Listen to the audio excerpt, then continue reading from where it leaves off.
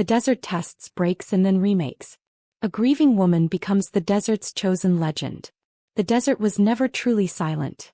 Even in the stillness of night, when the stars stretched endless and the moon burned pale against the sand, the land spoke. It spoke in shifting dunes, in the restless hiss of wind that crawled through dry canyons, in the faint rattle of unseen creatures burrowed beneath the earth. Celine Marrow had lived long enough among these whispers to know their meaning. She had learned which winds brought storms and which winds carried omens. Tonight the desert carried something else, something she had never heard before. Her boots sank deep into the cooling sand as she climbed the ridge. The sky glowed faintly, not with starlight, but with a strange shimmer at the horizon, a soft blue fire flickering just above the dunes. Celine stopped, squinting into the distance. The glow pulsed like breath, alive and waiting. A shiver ran down her spine. She pulled her shawl tighter around her shoulders. The fabric was frayed, worn thin from years of sun and wind, yet she clung to it as though it could shield her from what lay ahead. Her father's revolver, old and heavy, rested at her hip, its wooden grip cracked but familiar in her hand. She touched it now, fingers grazing the metal not out of fear but as a reminder. The desert demanded respect, and it had taught her to never meet its voice unarmed. The wind shifted, curling dust around her boots. It carried with it a sound, soft, fleeting, almost like her name whispered across the dunes. She froze. Marrow. It came again, fragile and thin, yet sharp enough to raise the hairs along her neck. She turned in a slow circle. Nothing but the vast expanse stretched in every direction, dunes glowing faint silver under the moon. Above, a raven cut across the sky. Its wings flapped once, twice, then it circled, letting out a rough cry before vanishing toward the glowing horizon. Celine narrowed her eyes. Ravens had followed her before, sometimes one, sometimes many. The villagers said it meant she was cursed. Children used to chase her from the wells, shouting, "Witch," when she came near. She had learned to ignore them, to live quietly at the edge of town, tending her goats and mending her fences. But the raven was no child's insult. It was an omen, and tonight it carried purpose. Celine descended the ridge, her steps deliberate. Each crunch of sand echoed strangely, as though the desert itself was holding its breath. She reached the flat basin at the ridge's base and paused. The blue shimmer on the horizon flared suddenly, expanding for the briefest moment before fading back into its steady pulse. She exhaled long and steady. She had read of this phenomenon in a book once, hidden away in the priest's study before he had discovered her and cast her out. They called it the veil. According to the old texts, the veil was the border between the living and the forgotten, a doorway that opened only when the desert itself willed it. No man could force it, no prayer could summon it. It came like storm winds, sudden and unstoppable, choosing whom it wished. And those chosen never returned unchanged. Some never returned at all. The wind hissed again, swirling sand into restless spirals. She thought of her grandmother, who used to tell stories by the fire when Celine was just a child. "The desert listens, little one," her voice would rasp. "And one day it will speak to you. When it does, you will not mistake its tongue." Celine hadn't believed her then. Now, with the strange glow pulsing on the horizon and the raven's cry still echoing faintly in her ears, she wondered if her grandmother had known more than she had ever admitted. Her heart pounded, steady but heavy, not with fear but with recognition. She was no stranger to being chosen. Chosen for scorn, chosen for exile, chosen for silence. But this felt different. This felt like the desert itself was calling her into something vast and unspoken. She climbed another ridge, the sand slipping under her boots, and when she reached the top she saw it more clearly. The shimmer stretched across the horizon like molten glass, translucent yet solid, a barrier of light that quivered with each breath of wind. Shapes moved within it, tall, indistinct, like shadows walking just beyond reach. Celine's breath caught. She gripped the revolver tighter, though some part of her knew a weapon of steel and powder meant little here. The veil pulsed again, and in that pulse she felt it, an invitation.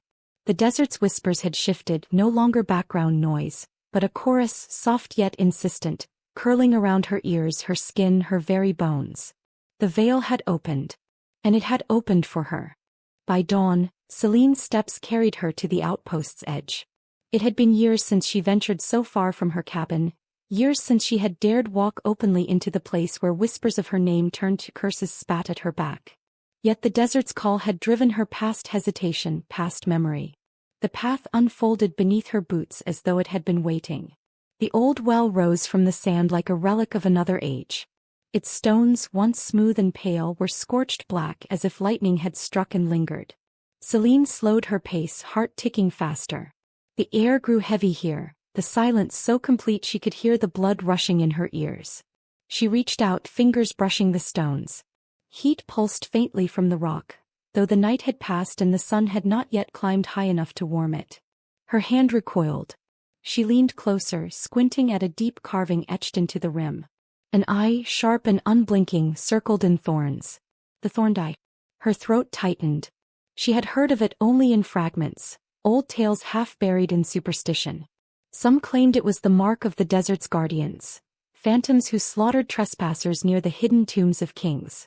Others whispered it belonged to an older covenant, a pact sealed in blood before the first towns had risen from sand.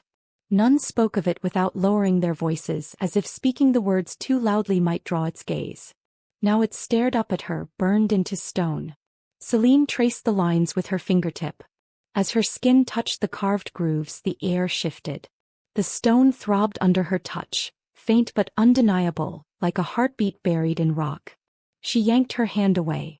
A sound cut the silence. Footsteps. Slow, deliberate, heavy. She spun, hand flying to her revolver. The desert stretched wide and empty, dunes shimmering under the rising sun.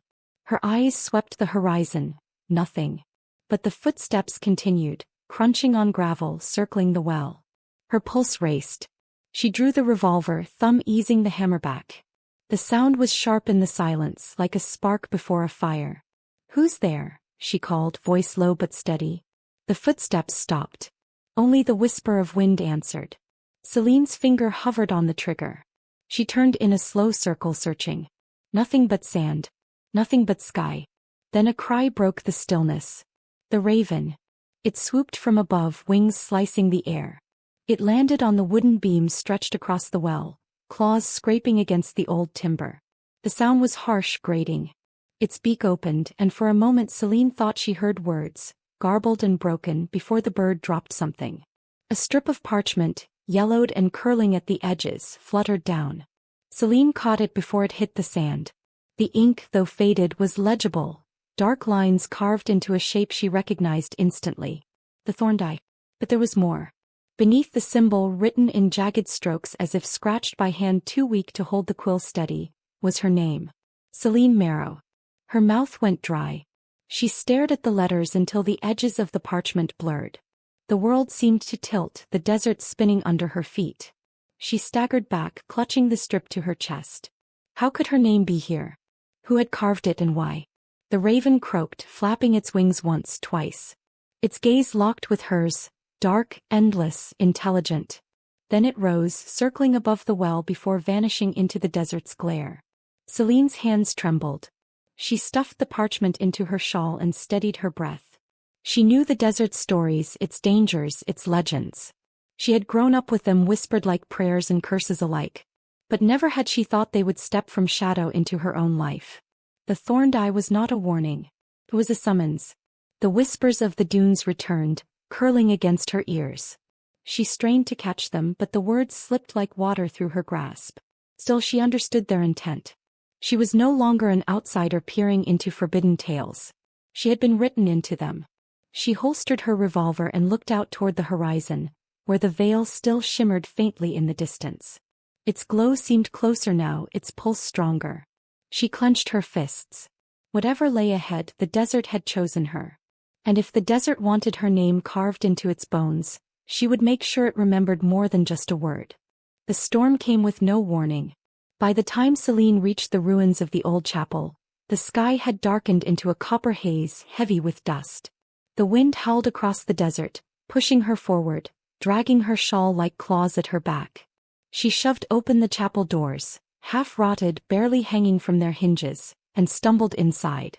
The air was stale, thick with the smell of old stone and burned incense. Shafts of light broke through holes in the collapsed roof, painting the cracked floor with pale streaks. The altar was shattered, its wood blackened as if lightning had struck it long ago. Celine lit her lantern and set it on a broken pew. The flame flickered nervously, throwing long shadows that danced across the ruined walls. She had not been here in years.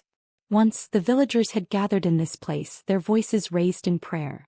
Once she too had knelt, eyes shut, lips repeating words she never believed. Now the chapel stood hollow, its silence broken only by the groan of wind forcing through the cracks. She lowered herself onto the cold floor, back against the wall, revolver in hand. Her eyes closed for a moment, exhaustion pulling at her bones. She thought of the parchment tucked against her chest, of her name written beneath the thorned eye. It pulsed in her mind, demanding meaning. A sound cut through her thoughts. Not the wind. Not the creak of stone. A whisper. Marrow. Her eyes snapped open. She rose quickly, revolver raised, lantern quivering in her grasp. The whisper slid along the walls, dry and brittle like the hiss of a snake. Marrow. She turned toward the corner. The lantern's light caught on something moving. Slow, deliberate. A shape pulled itself from the darkness, not with flesh and weight but with dust. Cloaked in shadows, its form was half visible, half smoke, as though it stood in two worlds at once. Its eyes glowed faint blue, like the veil itself had burned them into its skull. Celine steadied her revolver, though her hands trembled. Stay back. The figure stepped closer, boots silent on the floorboards. Its presence pressed against her chest, heavy, suffocating. The lantern sputtered, flame shrinking. You walk the veil, it rasped. The voice was like sand grinding against stone, ancient and broken. You have been chosen. Celine's grip tightened on the revolver. Her heart pounded, but not with fear, at least not the kind she was used to. She had stared down men with knives, wolves with teeth, the endless cruelty of neighbors who despised her. This was different. This was recognition. The phantom, if that's what it was, raised its arm. On the skin, or what passed for it, a scar glowed faintly. A sigil carved deep, matching the thorned eye. You will inherit the desert, it whispered. Or it will consume you. Celine fired. The revolver roared, flame flashing in the dark. The bullet struck the figure square in the chest. For an instant, it faltered, dust scattering like smoke in the wind. But then it straightened, whole again, as though nothing had touched it. Celine's stomach twisted. She cocked the revolver again, ready to fire, but the phantom only tilted its head. Slowly, it lowered its hand and pressed the sigil against the floor. The chapel trembled. The symbol burned itself into the stone, searing lines of fire that spread in a circle. Celine stumbled back, shielding her eyes. The phantom's voice filled the room, layered, echoing as if a dozen mouths spoke through one. The eye watches. The eye waits. The eye marks you. And then, just as suddenly as it appeared, the phantom collapsed into a swirl of dust. The wind carried it away, leaving only silence, and the thorned eye scorched into the floor. Celine's breath came ragged, her hands still gripping the revolver so tight her knuckles ached. She stepped toward the glowing mark. The stone radiated heat, alive, pulsing like a heartbeat. She crouched, staring into its lines. Something inside her stirred. Fear, yes, but also something sharper. A thread of belonging. The lantern guttered, nearly dead. The shadows deepened, stretching long across the chapel. Celine holstered her revolver and touched the mark with her palm. Pain seared through her hand, white-hot, branding her skin. She yanked it back with a cry, stumbling to her feet. The mark had left its impression on her flesh. A faint circle of thorns etched into her palm, glowing faintly beneath her skin. Her chest heaved. She stared at her hand, then at the symbol still burning on the floor. The whispers of the desert had chosen her. And for the first time Celine understood, there would be no going back. The mark on Celine's palm still burned as she stumbled out of the chapel. The desert storm had weakened, leaving the air heavy with grit and silence. She wrapped her shawl tighter, but the heat in her skin bled through fabric, a reminder she could not shake. Every heartbeat pulsed in rhythm with the sigil now etched into her flesh. It was no longer just a mark. It was alive. Her boots crunched across the sand, each step pulling her away from the ruin, yet she could not escape the weight of what she had seen. The phantom's words haunted her. You will inherit the desert or it will consume you. At first she thought the silence was a relief after the storm, but soon she noticed how unnatural it was. No rustle of lizards darting between rocks, no hum of cicadas, no cry of hawks overhead. The desert had gone still, as though listening, as though waiting. Then came the sound of hooves. Celine froze, one hand drifting to the revolver at her hip. The steady rhythm grew louder, closer, until a lone rider emerged from the shimmering horizon. His horse was black as tar, eyes reflecting a pale, ghostly light. The rider's cloak dragged behind him, dust swirling in its wake. He dismounted with unnerving grace, tying the reins to a half-buried post near the chapel entrance. Celine crouched behind a boulder, rifle pressed against her shoulder. Her eyes never left him. The rider removed his hood. His face was pale, skin stretched tight as if starved of blood, eyes glowing faintly blue like the phantom in the chapel. Across his chest, burned into flesh, was the sigil of the thorned eye. He knelt before the chapel's threshold and pressed his hands to the sand. His lips moved, chanting in a tongue Celine did not know, low and guttural like the grinding of stone. The ground trembled. Celine tightened her grip on the rifle. Sweat slid down her neck. The air thickened as the sand around him began to rise, curling upward in unnatural shapes. Faces formed within the spirals of dust, hollow-eyed, wide-mouthed, screaming without sound. She fired. The shot rang sharp across the desert, echoing into the void. The bullet struck the rider square in the chest. For an instant his body jolted, his chant broken. Celine exhaled sharply, then her breath froze. The wound absorbed the bullet. The flesh rippled like water before knitting closed, seamless. The rider turned his head slowly, eyes locking onto her hiding place. He smiled, lips cracked, teeth yellowed but sharp.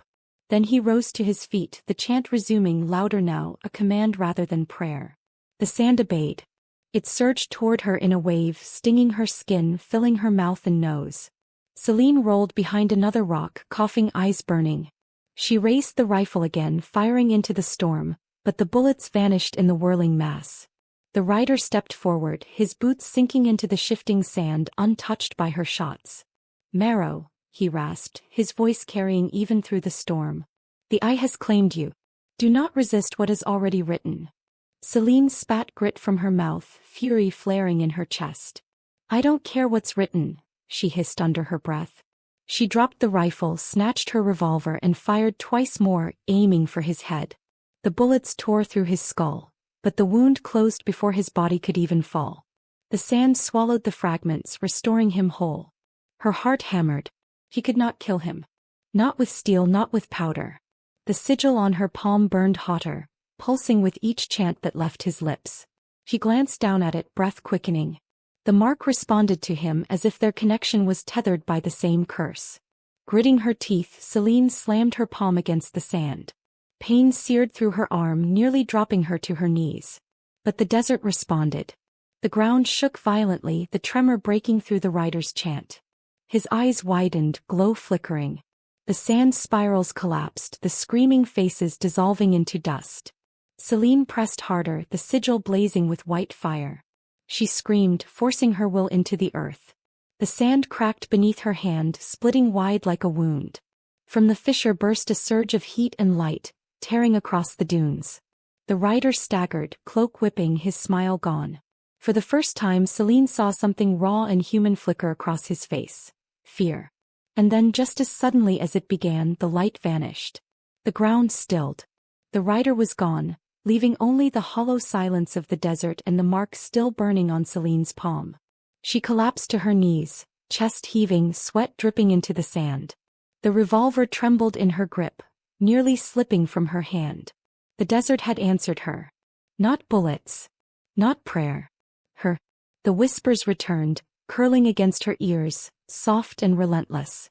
She could not make out the words, but she understood their meaning. She was no longer prey.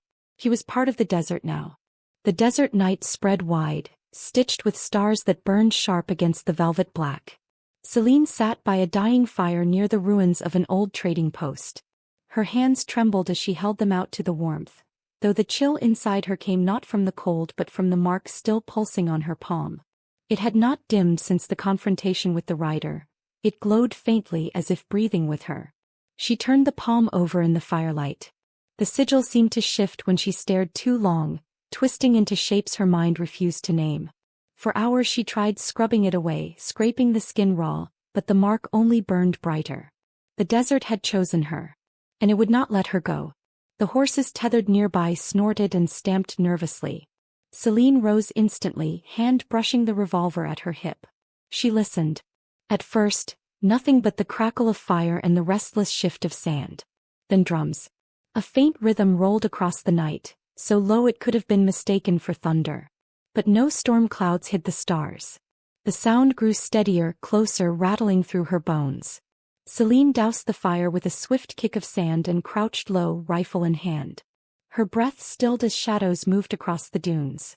At least half a dozen figures emerged, their outlines jagged against the starlight. They carried torches, the flames unnatural, green, burning without smoke.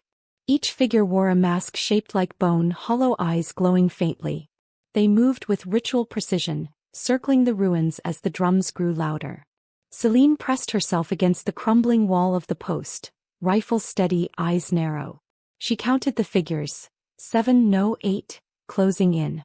One stopped, lifting his torch. He spoke in that same guttural tongue as the rider, words scraping like stone on stone. The others repeated after him, voices blending into a chant that made Celine's skin crawl.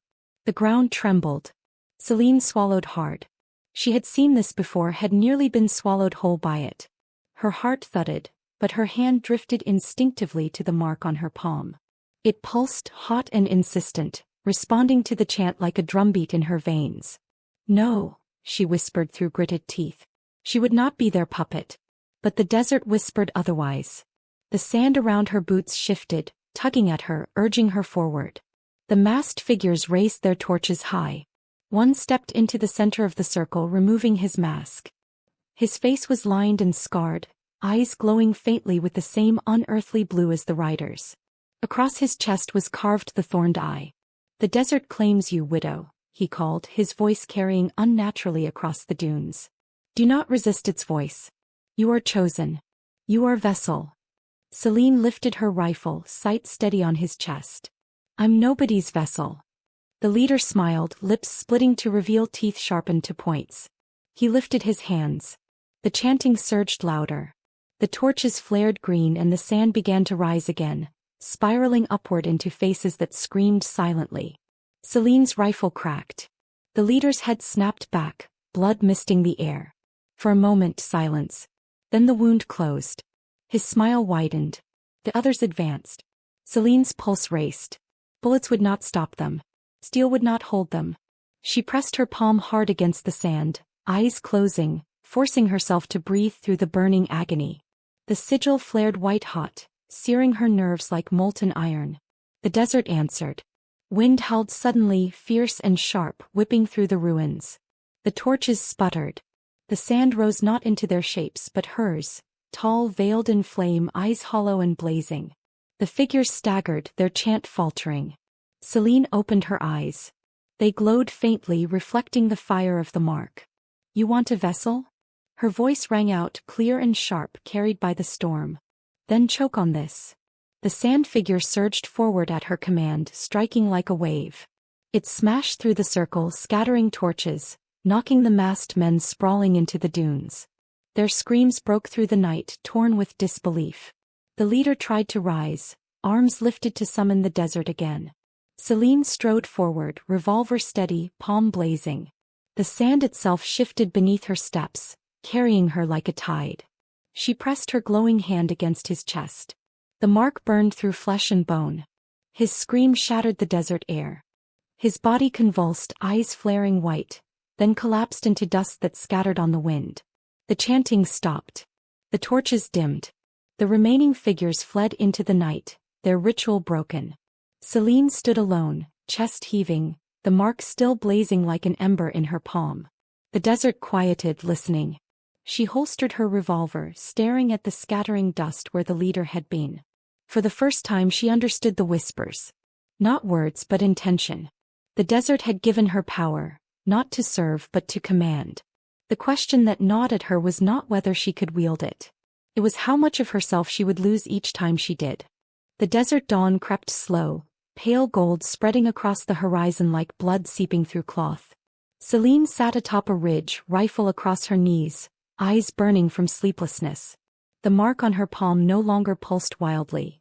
Instead, it throbbed in rhythm with her heartbeat, steady and constant, like a reminder she could not ignore. Below her, the dunes stretched endless, their shapes shifting with each gust of wind. To anyone else they were only sand. To Celine they were alive. Shadows moved beneath them, whispers slithered through them, secrets old as stone crawling into her ears. Marrow, the voices hissed. Marrow, marrow, marrow. Her jaw tightened. She had heard that word before from the rider, from the masked leader who had turned to dust beneath her hand. What did it mean? Vessel?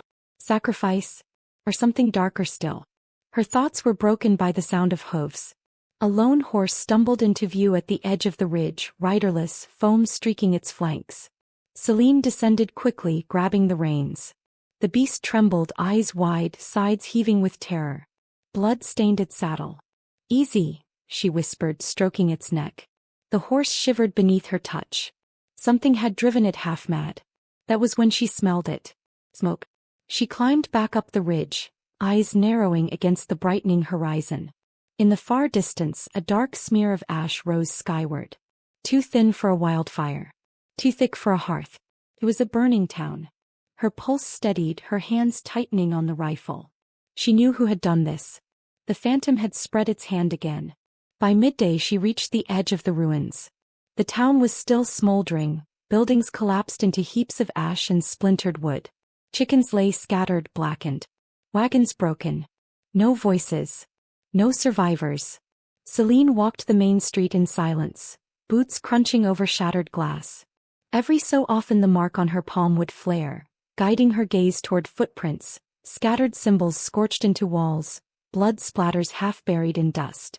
Each one spoke of ritual, of the thorned eye. She crouched near the well. A symbol was carved into its stones, rough, jagged, a hand with claws curled around a crescent. Her throat tightened. They wanted her to see this. You can't keep running, she murmured to herself. Not anymore.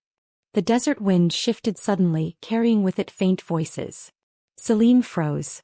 They weren't screams. They weren't human.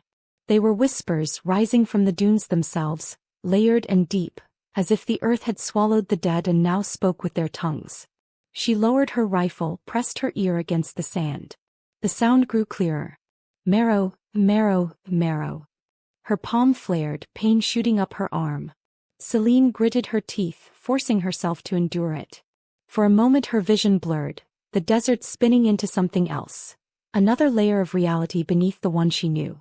Shadows stretched across the dunes, not cast by sun but by shapes unseen. Dozens of figures, faceless, bound in chains of bone, clawing at the sands from below. Their cries echoed in her skull, hollow and endless. The desert didn't just hold whispers. It held souls. Celine staggered back, clutching her head, the vision breaking. Sweat poured down her face. Her knees nearly buckled. The mark on her palm glowed brighter than ever, searing her skin. He understood now. The thorned eye didn't just burn towns. It fed the desert with bodies.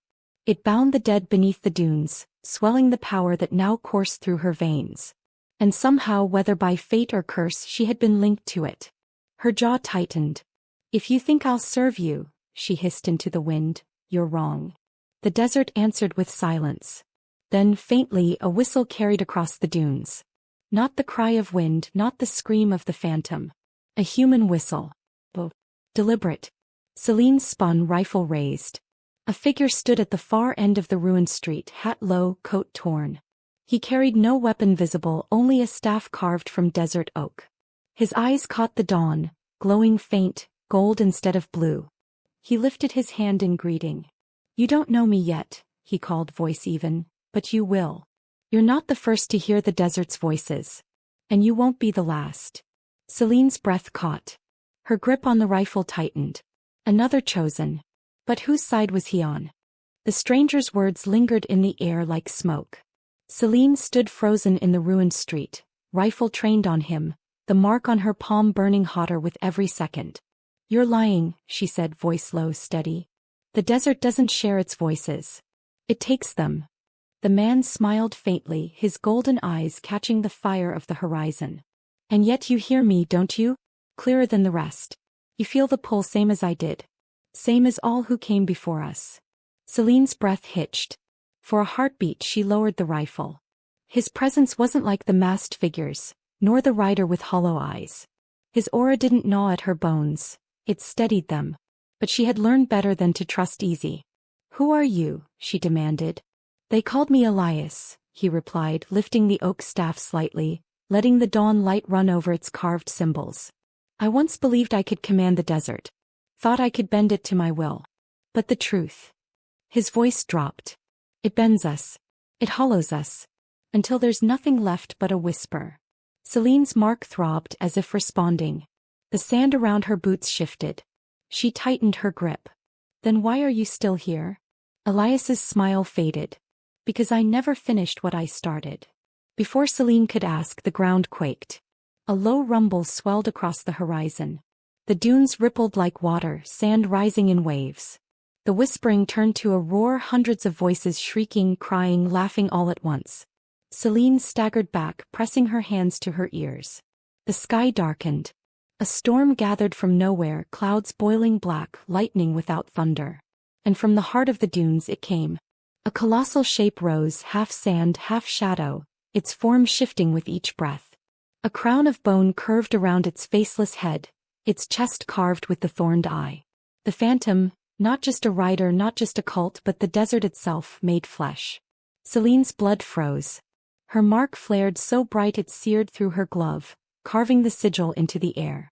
Elias planted his staff into the ground, shouting over the storm. This is what they feed. Every town burned, every soul bound, it grows stronger. And now it wants you, Celine. It will not stop. The giant of sand roared, its voice 1,000 whispers layered into one. Vessel. Celine staggered, fighting the pull of the mark. Images crashed into her skull, visions of herself standing atop mountains of bone, eyes glowing white, voice not her own. She would be its queen, its mouthpiece. A goddess of dust and silence. Her knees buckled. Elias grabbed her shoulder, his grip firm. Listen to me. You can't kill it. You can't destroy what the desert is. But you can choose. Command it or free those it binds. His eyes burned gold. But you'll pay the price either way. Celine's breath came ragged. She stared at the towering phantom, at the chains of sand dragging faceless souls beneath its form. Her heart screamed to run, but something deeper, older, held her still. She raised her palm. The mark blazed. The storm shrieked louder. The phantom reached for her, its hand the size of the ruins, sand whipping like blades. Celine felt herself pulled upward, feet leaving the ground, suspended in the cyclone of its will. For a heartbeat she teetered on the edge. Vessel or liberator? Her lips curled into a grim smile. You chose wrong. With a scream, she pressed her palm to the storm itself, forcing every ounce of her will into the mark. Not surrendering, not bending, but breaking. The desert howled. The souls bound beneath the dunes surged upward, no longer shadows but flames of light, bursting free from chains of bone. The phantom reeled, its form unraveling as the spirits tore through its chest, scattering into the night sky like falling stars. The storm collapsed. The dunes stilled. Silence swallowed the desert whole. Celine collapsed to her knees, chest heaving, the mark on her palm seared black and dead. For the first time since the rider, it did not pulse. It was nothing but scar tissue now. Elias knelt beside her, his golden eyes dimming. You freed them, he whispered. All of them. Celine looked up at the horizon, where the last of the spirits faded into dawn. Her face was pale, her body trembling, but her eyes burned with fire. Then the desert owes me nothing. Elias's smile was weary. No. But it never forgets. He rose, turning toward the horizon. When Celine looked again, he was gone. No tracks, no sign, only sand shifting in the morning wind. She sat in silence, the scarred palm resting on her knee, the desert stretching endless before her. The whispers were gone. But the quiet felt heavier than ever.